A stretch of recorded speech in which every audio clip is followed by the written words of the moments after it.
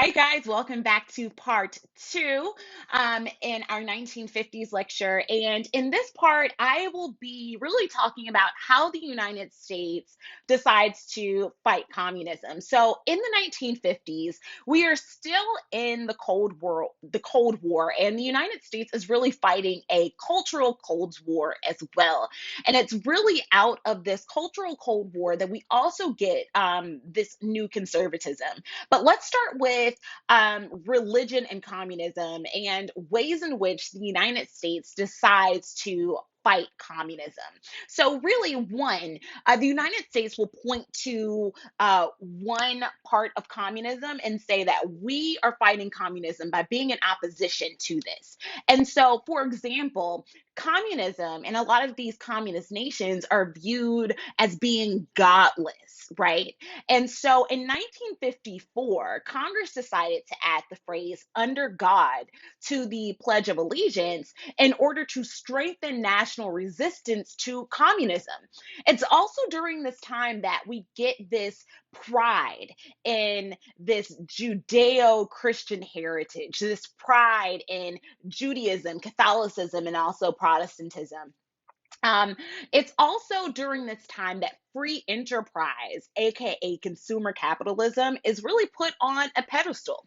The Advertising Council will use a lot of national symbols, such as the Statue of Liberty and the Liberty Bell, in order to sell the idea of free enterprise. They would really say that this economic system that rested on private ownership really is what is uniting the free nations of the world. The government will also say that, look, large scale production is very much necessary to fight the Cold War. This freedom to choose, free enterprise is paramount in fighting this Cold War and winning the war over communism.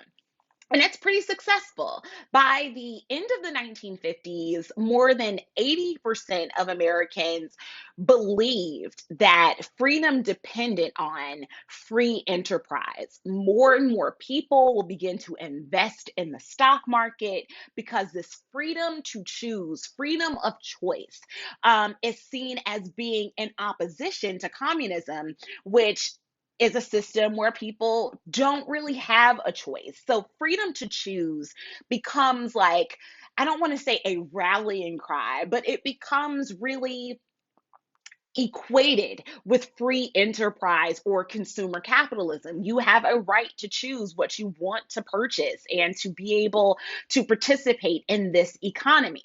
It's also during this era in the 1950s that we get the new conservatism, or this idea that the free world has to arm itself. It has to arm itself morally and intellectually against communism.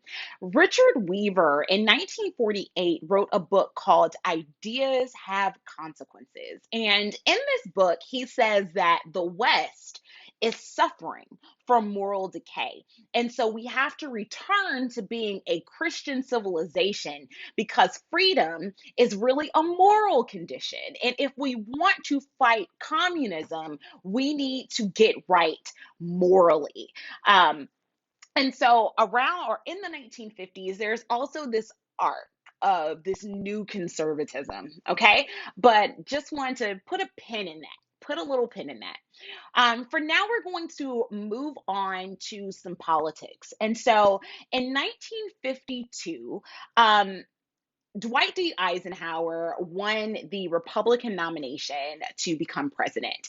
Dwight Eisenhower is also called Ike. So if you hear me saying Ike, know that I'm talking about Dwight D. Eisenhower. Ike was a military leader. He had a lot of political appeal. And when you think about it, many of our past presidents have actually served in the armed forces. When you become president, you are also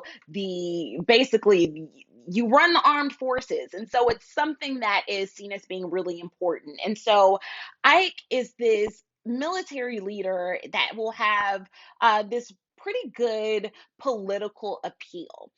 He will win the Republican nomination in 1952, and he will choose Richard Nixon of California as his running mate. And so in 1952, after Richard Nixon is chosen as Ike's running mate, he has a bit of controversy. And so Nixon was accused of using campaign funds or campaign like contributions for personal use. And so he goes on TV, and there's this nationally televised, really like speech, and it ends up being called the Checkers speech after his dog because he will, or in the speech, he will deny using campaign contributions for personal use, but he will say that his family dog, Checkers, was a political contribution. And so he got Checkers and I guess uses Checkers for political use or for personal use or whatever. Um, One thing that is really important, though, about the Ike Nixon campaign is that it's really one of the first political campaigns to make extensive use of television ads. And this is because in the 1950s, more people, remember, are moving into the suburbs, more people are buying homes, and with homes come home appliances. So, not just, of course, your kitchen appliances and things like that, but also the television. And so, this political campaign will make use of the technology, this new technology that is available. And so the Ike Nixon campaign will make extensive use of television ads, and they will end up defeating their Democratic opponent, Adlai Stevenson, twice. Okay, they will defeat Adlai Stevenson twice. Not only will they be successful, they'll also be relatively successful in the South, which will lean pretty heavily Democrat, right?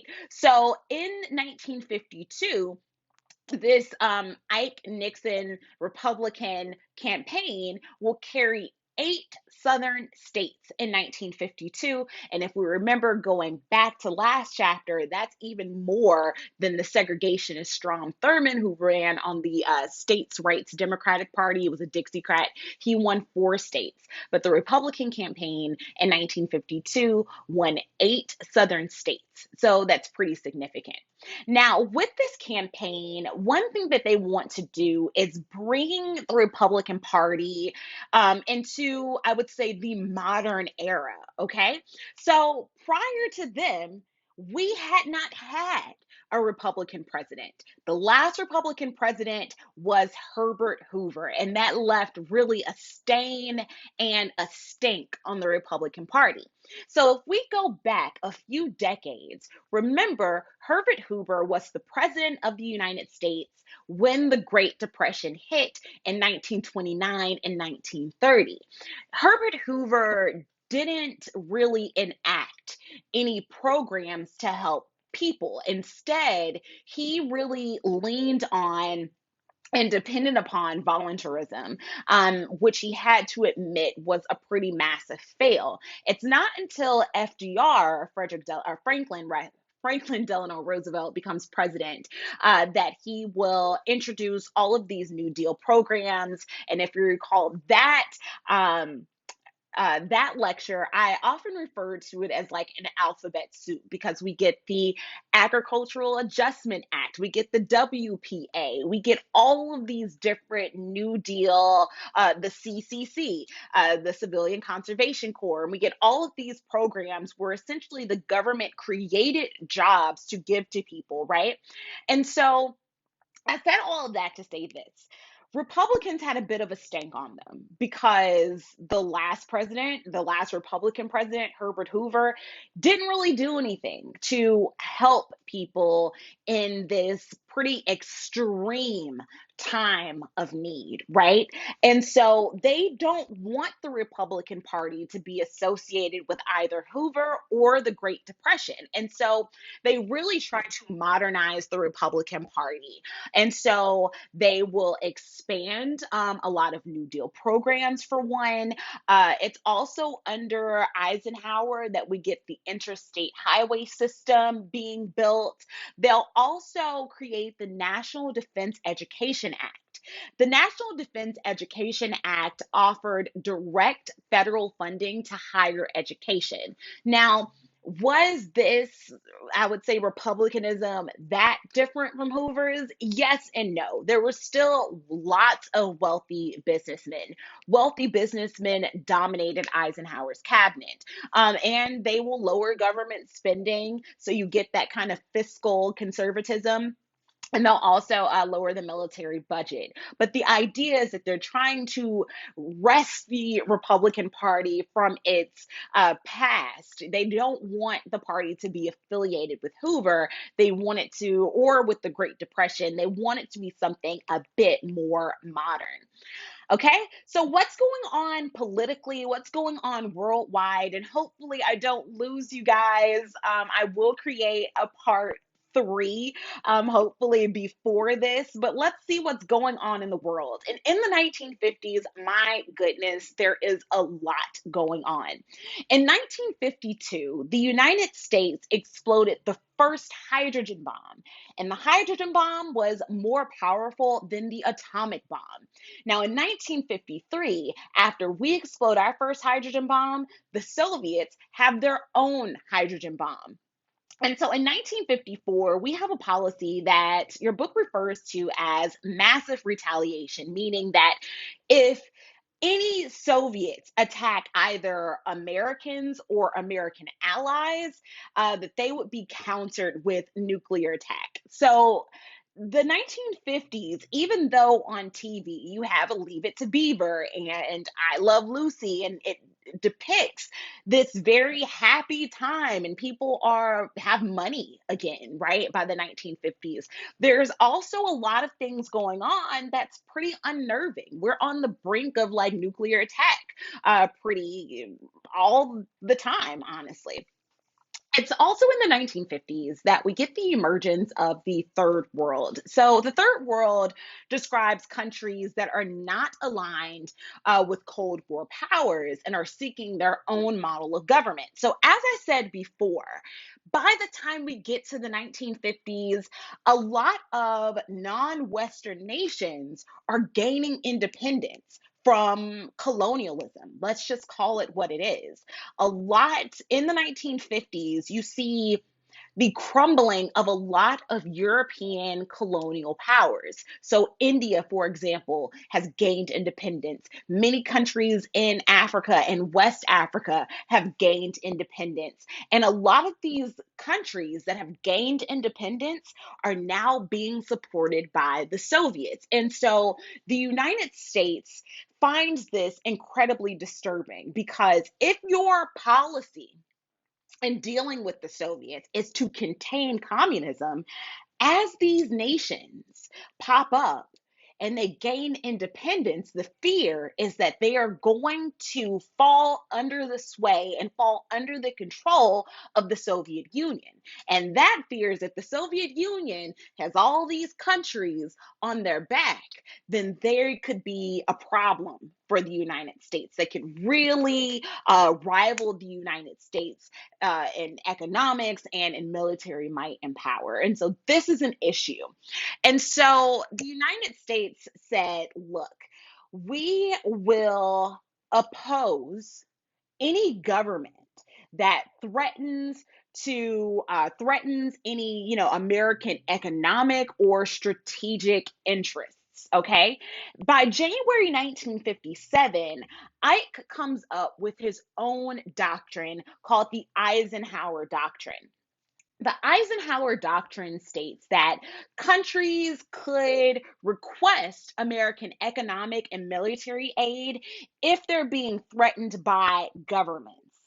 And by governments, they mean specifically Soviet governments. Okay, so in the Eisenhower document, it essentially says that if countries are being threatened by the Soviet Union, that the United States would offer economic and military aid to them. And in this doctrine, Ike really singles out the Soviet threat to these nations. He This was really motivated by the Soviet influence in Egypt and Syria following the Suez crisis of 1956. So let me take a moment to explain simply what the Suez Canal crisis of 1956 was. Okay, so the Egyptian president in 1956 announced, the president's last name was Nasser. Egyptian President Nasser announced that the Suez Canal Company would be nationalized. Okay, so the Egyptian President Nasser announced the nationalization of the Suez Canal Company. The Suez Canal Company was constructed in 1869, and since that period, um, it had been jointly owned and operated not by Egypt, but by the British and the French. So even though with his plan of nationalization, the Egyptian president offered full compensation, like full economic compensation to Britain and France, Britain and France were really outraged at his decision to nationalize the Suez Canal Company. Nasser, on the other hand, is really upset at their opposition because he really saw them as trying to really, how can I put this truthfully? He saw the British and the French as really trying to perpetuate colonialism. They want to uh, control this area. And so Britain and France end up sending troops to try to put this down. And so the US goes to the UN, and the UN is like, look, we need a ceasefire. And so it ends up ending in a ceasefire, right? And so when Eisenhower sees what's happening in Egypt and with the Soviet influence in Egypt, he is really motivated to put out this doctrine saying that, look, countries, if you feel threatened by the Soviets, we'll help you out. Don't feel that you have to align with them. Okay. I will stop it here and I will start back up with the origins of the Vietnam War. This should be fun. All right. See you guys in part 3.